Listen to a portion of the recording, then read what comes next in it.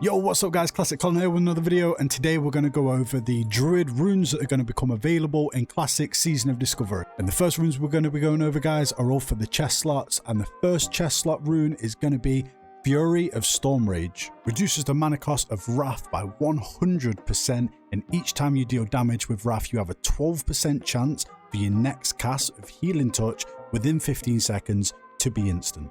So first rune off the bat, guys, this is fucking amazing. This is going to be great for Resto Druids. It's also going to be great for Boomkins, because just removing the mana cost of your Wrath ability is something we've never seen in Classic before. This is a caster that's going to be able to spam infinite spells. Now obviously there are casters out there like the Warlock that has Life Tap, and the Mage that has Evocate, but these are abilities that they take time to use and time they have to stop casting. This is going to take Boomkins from being a class that is pretty much not viable in Classic Vanilla because of the mana costs and the lack of mana regeneration that they have and bring to raid with them. That's now going to be the only caster in the game that's going to be able to infinitely spam damage into a raid boss. So what a great start for Boomkins and Resto Druids there with that rune, guys. On to the next rune, and we have got Wild Strike. While you're in cat, bear form, or dire bear form, party members within 20 yards gain increased combat ferocity. Each melee hit has a 20% chance of granting the attacker an extra attack with 20% additional attack power. No effect if the target member is already benefiting from Wind Fury Totem. So they basically give Alliance Wind Fury Totem with this, which is great. It stops people picking a faction based on which one has this and which one has that, and more the fantasy of playing that particular race or faction. Next up, guys, for the chest, we have a tanking rune, and that is Survival of the Fittest. Reduces the chance that you'll be critically hit by melee attacks by 6%, and reduces all damage taken by 10%. Damage taken reduced by an additional 10% while in bear form or dire bear form. Super strong tanking rune here, guys, for PvE and PvP. This would be great if you're a flag carrier. Also, I could see Resto Druids running this in PvP just to have the reduced chance to be crit and the flat 10% damage received. Last but not least, as far as the chest runes go, guys, we have Living Seed. When you critically heal your target with any healing spell, you plant a living seed on the target for 30% of the amount healed. The living seed will bloom when the target is next attacked, last 15 seconds. Obviously a great rune here, guys, for the Resto Druids out there. So when you critically heal, 30% of that damage is stored. It's put on the target as almost a Prayer of Mending effect, and the next time that they're hit, they're instantly going to be healed for 30% of the amount that you previously crit healed them for. Right, next onto the legs then, guys, and the first leg rune that we're going to cover is Life Bloom. Reduces the global cooldown on your Rejuvenation and Life Bloom abilities by 0.5 seconds, and you gain the Life Bloom effect. Heals the target for 45 over 7 seconds. When Life Bloom completes its duration or is dispelled, the target instantly heals for 91, and the Druid regains half the cost of the spell. This effect can stack up to 3 times on the same target. And Life Bloom is just a super fun button to press if you've ever played a Resto Druid before. It's fun to press in PvE, it's amazing in PvP, so overall this is going to be an amazing rune for any Resto Druid. Next up for your legs, guys, is Star Surge. Launch surging stellar energies that cause 57 to 70 arcane damage.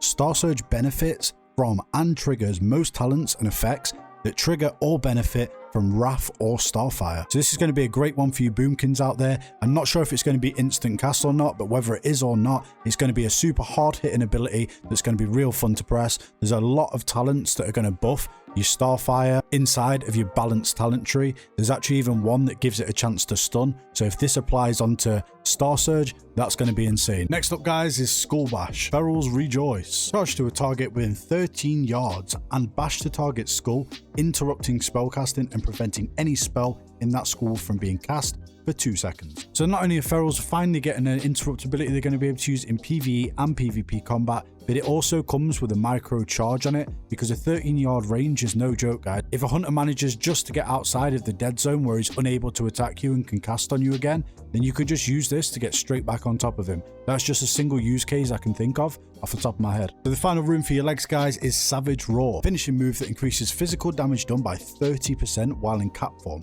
Lasts longer per combo point. For 5 points, it's going to give you 34 seconds of this 30% increased physical damage.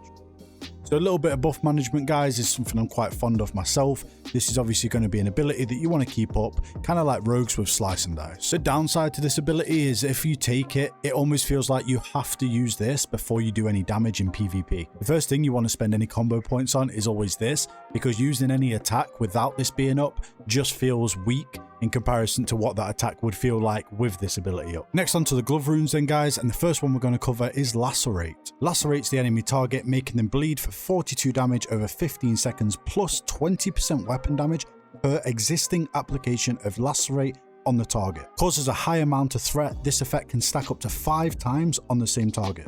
So for Druid tanks, this is a buff that you want to maintain. Obviously, you want to maintain maximum stacks of this. As it says in the tooltip, it generates a high amount of threat, so this is something that you're going to want to keep up constantly, and it seems like it's going to be a nice button to press on tanking Druids. Next up then, guys, we have Sunfire. Burns the enemy for 55 to 65 nature damage, and then an additional 110 nature damage over 12 seconds. In addition, while in bear form, cat form, or dire bear form, your Moonfire is replaced with Sunfire, bear, or Sunfire cat. This spell benefits from and triggers all effects associated with Moonfire. Sunfire Bear burns the enemy for 55 to 65 nature damage, and then an additional 110 nature damage over 12 seconds, and Sunfire Cat does exactly the same thing, but it also awards 1 combo point. So this is great for Boomkin, guys, it's great for Ferals, it's going to be great for tanks as well to pull. In PvP, it's a little bit scary to know that Ferals are going to have a ranged dot that they can put on things, like Fairy Fire wasn't enough.